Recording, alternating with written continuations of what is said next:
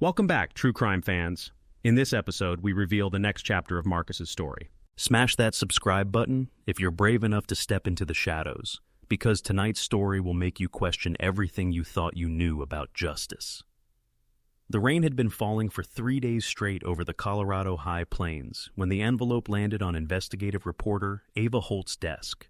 It was thick, water-spotted, and hand-delivered, no return address. The only words on the front were typed in block capitals. For your eyes only, internal.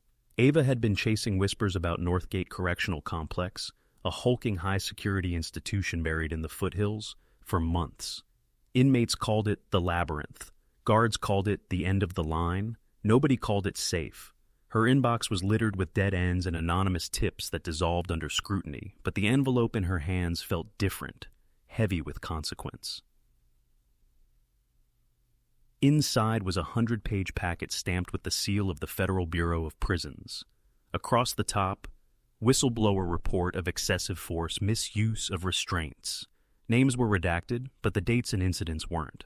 Ava's fingers trembled as she turned the pages. Inmate after inmate described being shackled for hours without cause. Pepper spray used on prisoners already pinned to the floor. Hooded men moved to hidden cells, off camera. On page 12, she found something worse than the allegations. A pattern. The same lieutenant signed off on each use of force review. Victor Lang, a 30-year veteran of the system. The last time his name surfaced had been during a congressional inquiry into missing evidence at a different prison. He had walked away clean. Ava's phone buzzed. It was her source, or at least the number she used for him. One text message. Meet me at the service road by the old grain silos. Midnight. Bring nothing electronic. She looked at the rain streaking her office. A window. Midnight was 4 hours away. The service road cut through scrubland like a scar. Rusting silos leaned against the wind, their tin roofs rattling. Ava parked her car and stepped out into the downpour. Hood up, notebook hidden under her coat. A man emerged from the shadows of the nearest silo, tall and lean, wearing a state-issued parka with the insignia ripped off. "You're Holt?" he asked without preamble. "Ava," she said. "You're the one who sent the packet?" He nodded once. "Name's Marcus Kane, former corrections officer, Northgate. 6 months ago, I filed an internal complaint. They buried it. Then they buried my career." "What's in this report is explosive," she said. "If it's true, it's worse than you think." His voice cracked.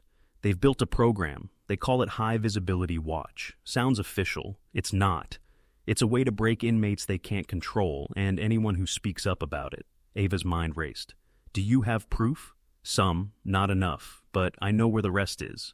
He glanced at the silos as if expecting them to sprout ears. "It's inside, in a storage room off the old medical wing. They keep the restraint logs there. Cameras don't work in that corridor. If we get them, it's game over." "We?" Ava asked.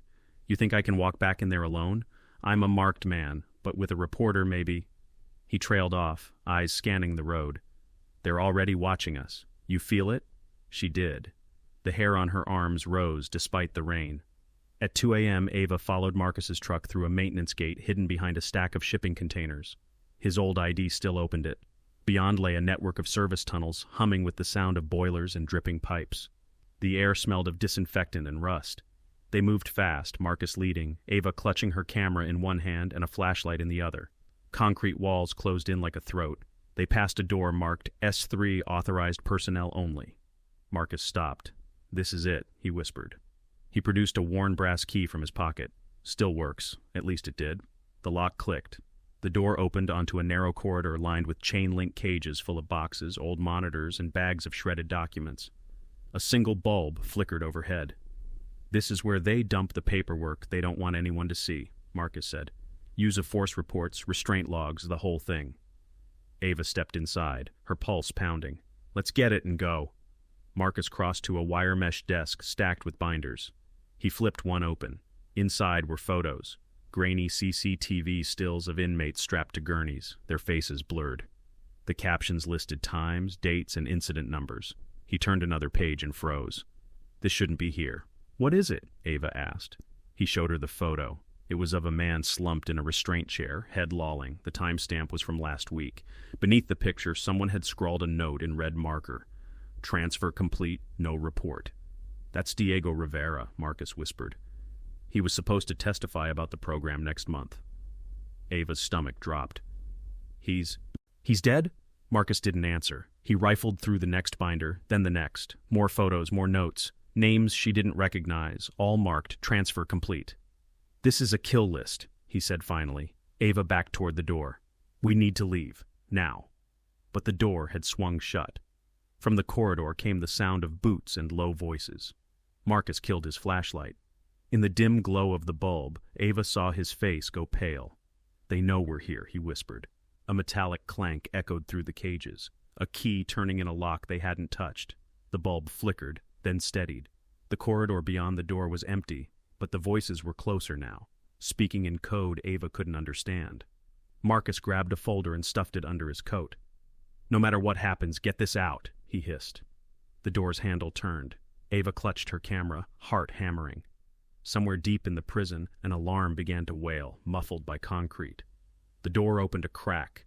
A silhouette filled the gap, tall, broad, wearing a visor. In his hand was a clipboard with their names printed on the top sheet. "Welcome back, Officer Kane," the man said softly. "We've been expecting you."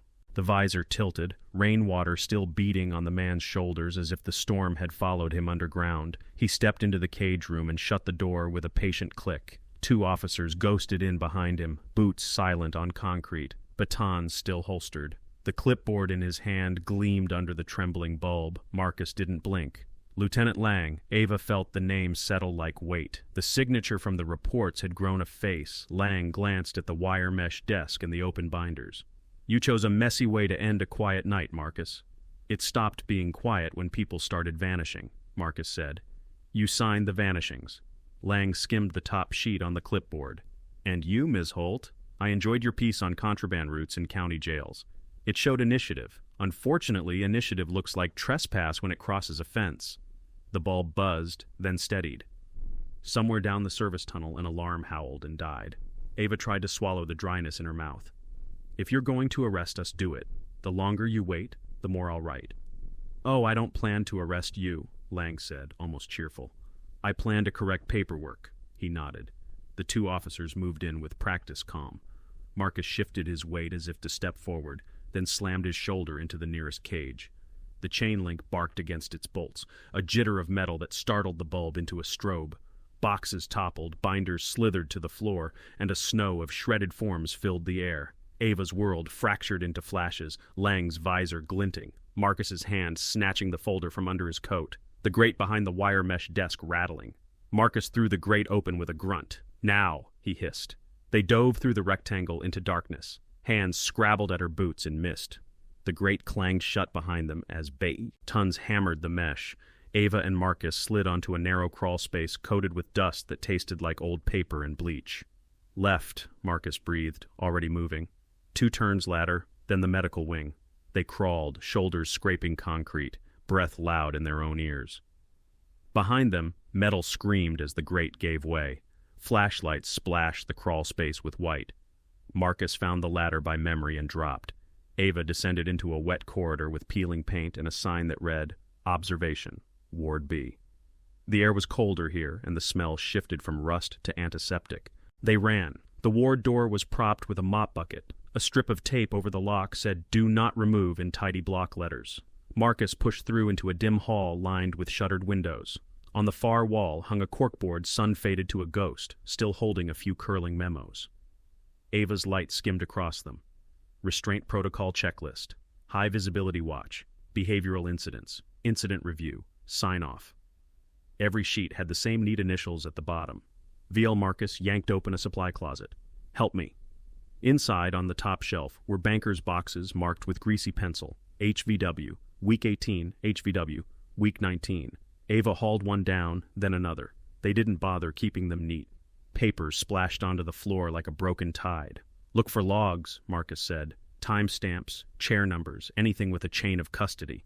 Ava's hand sifted, pages sticking to her fingers. The entries were formulaic. Subject became non-compliant. Chemical deterrent deployed. Subject placed in restraints. In the margins, she began to see notes in a different hand. Small, precise, almost delicate. No visible threat. De-escalation not attempted. "Camera 2 offline. Someone was auditing this," she said. "Or trying to." Marcus held up a thin folder labeled Rivera, D. He was scheduled to testify before a grand jury. The note in the cages said, "Transfer complete." Look. The folder contained checklists, medical sign-off sheets, a chain of restraints form. At the back, a photocopy of a grievance signed by Diego Rivera in block letters. Placed in chair for 4 hours after complying. Sprayed while strapped. Request mental health review. Beneath a date last week and a stamp. Received. Someone had initialed the stamp. Not VL. Another set of letters. AP. Who is AP? Ava asked. Medical, Marcus said. Nurse practitioner or admin. I knew a Park, Annalise Park. She kept her head down, but she looked tired. Footsteps, closer now. Voices filtered through the ward. Marcus stuffed the Rivera file into Ava's coat. "We split," he said. "I lead them to the old X-ray room. You take the south stairs to records B. There's a DVR closet. If anything real exists, it's there." "I'm not leaving you," Ava said. "You are if you want to finish this." He gripped her shoulders. His hands were cold. "If they catch me alone, I'm an ex-CO on a bad night. If they catch us together, it's a conspiracy. Go." He didn't wait for her answer. He stepped into the hall and shouted, "Hey, Lang, if you want a conversation, let's do it in a room with plenty of chairs." That brought them. The first officer rounded the corner, then a second. Marcus vanished down the cross corridor like he had trained for it. Ava ran south. The stairs groaned under her feet. At the bottom, she hit a door stenciled with white letters. Records B. Camera network. It was locked. She reached for the bobby pin she kept in her hair and dragged it through the hasp until it protested. The door opened into a closet packed with humming black boxes and a tangle of cables zip-tied into reluctant obedience. A stale coffee cup sat on a shelf next to a maintenance log. She didn't understand all of it, but she understood enough. Rows of DVRs labeled by wing and date. Most were full. A few had tags that said offload complete in the same tidy hand from the checklists. On the lowest shelf, a small metal box blinked a lone green LED. A sticker on its face read, S3 Pathways.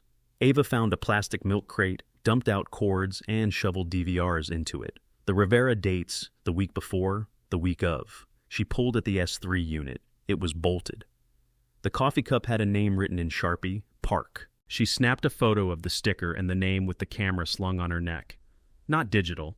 She was old school for sources like this. A mechanical body that only clicked and stored light on film. No signals to intercept, no metadata to scrub. She was winding to the next frame when the closet darkened. A shadow filled the door. "Ms. Holt," Lang said softly, "you're braver than your editor would prefer." He didn't enter. He didn't have to. Behind him stood 2 uniforms and a woman in scrubs holding a clipboard to her chest. Her hair was pulled back tight. Her eyes were locked on the milk crate. The name on her badge read, A. Park. "Annalise," Marcus had said. Keeps her head down. Lang tipped his visor to the DVR wall. "You like souvenirs?" Ava steadied her breath. "Public records request will take these tomorrow. I'm just saving you the hassle of a chain of custody hearing." Lang's gaze flicked to Park. "You see what I see, Annalise?" Park swallowed. When she spoke, her voice was brittle.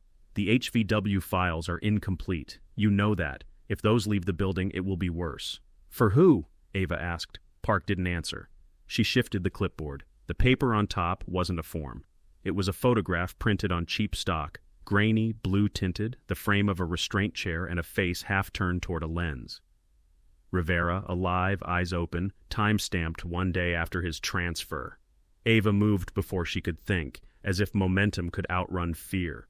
She reached for the photo. Lang's hand closed in the air between them with the sound of leather creaking. "That's enough," he said. "Officer Kane is being processed for trespass and assault. You will be escorted out under the statutes, and any evidence you collected will be itemized." Ava forced her voice to stay level. "You've already written the story you want. You wrote it in the binders. Non-compliant. Resolved. Off camera." "My story still has an ending I get to choose." Lang's mouth tightened. "Choices are a luxury of people who don't work nights." He looked past her into the closet, to the green LED on the S3 unit. "Unplug it," he told one of the officers, "and take that crate." Park didn't move. The officer stepped forward. As he reached for the cable, the entire building shuddered. Lights stuttered, alarms trilled, A gust of air roared through the vents as if the prison had taken a breath the size of a storm. Lang's radio squawked. A voice barked over static. Code black in North Hall. Restraint incident escalating. Requesting. The rest dissolved in noise. Lang's jaw flexed. "Handle it," he snapped to the officers. They pivoted and ran. For a beat, there were only two people in the doorway, Lang and Park. Ava held Park's gaze. "You initialed Rivera's grievance," she said. "You stamped it, received. If you're still here, it's because you can't look away anymore." Park's fingers tightened on the clipboard. Her eyes flicked to the milk crate, to the green LED, to Lang's profile, calculating risk against conscience in a span of heartbeats. Then she did something small and enormous. She let the clipboard slip, just enough for the photograph to slide free. It hit the floor face up. Lang didn't look down. "Go to processing," Park said to Ava, voice flat as concrete. "Tell them Lieutenant Lang authorized removal of evidence for off-site review. Use Form 37B. They'll throw you in a waiting room for an hour." Lang turned his head. Park's face was a mask. Her eyes weren't. He stared at her a long breath, then at Ava. "If you run," he said to Ava, soft again, "you'll make my job very simple." "And if I don't?" she asked. "You'll leave without the one thing you need." He stepped aside half an inch, a gesture that contained 100 others. Threat, permission, test. Ava stepped forward, lifted the milk crate. It was heavier than she expected. She tucked the photograph under the top DVR, where only her thumb could feel its edges. The S3 unit blinked green in the dark. Lang's radio hissed again, more urgent now. "Code black, officer down." He lifted the radio, considered, then lowered it. "Ms. Holt," he said, as if they were old friends leaving a diner. "Take the south corridor. Processing will be delighted to see you." Ava walked. She didn't run. Running would have been too loud, too obvious, too much like fear. She turned left at the sign for processing. The hallway narrowed, the paint grew newer, the cameras started to hum. She passed a window that looked into a room with a single chair bolted to the floor. A strap hung like a question mark from its arm. At the next junction, a young officer leaned against a vending machine, eyes flicking from Ava's face to the crate to the badge on her coat that said nothing because she had never believed in press credentials that broadcast more than they protected. He scratched his jaw and murmured, almost without moving his lips, "Stairs to the loading dock are 2 doors past processing. Keypad code is the date on the memorial plaque by the nurses' station. What's your name?" she asked. He blinked. "You don't need it." "Why are you helping me?" He looked at the floor. "Because I can hear the chair." She moved on. Processing's glass window glowed with the pale light of monitors. A clerk glanced up. His smile was practiced and empty. "Form 37B, she said.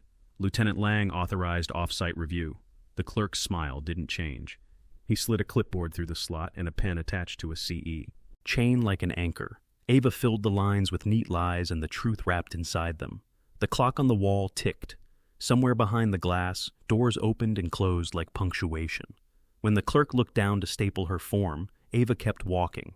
2 doors past processing. The keypad winked. She pictured the memorial plaque by the nurses' station, the one she had barely noticed while running. A date etched under a name. She typed it. The lock clicked like approval. Cold air folded over her. The loading dock smelled like rain and diesel. A rolling door stood half open to a slice of black sky. She looked at the crate, at the photograph pressed by her thumb, at the door that promised a way out, and the radio voices that promised there would be none. Then her phone vibrated.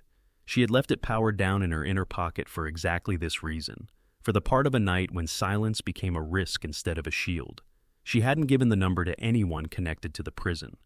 The message was from an unknown sender. 4 words. "Drop the crate, turn around."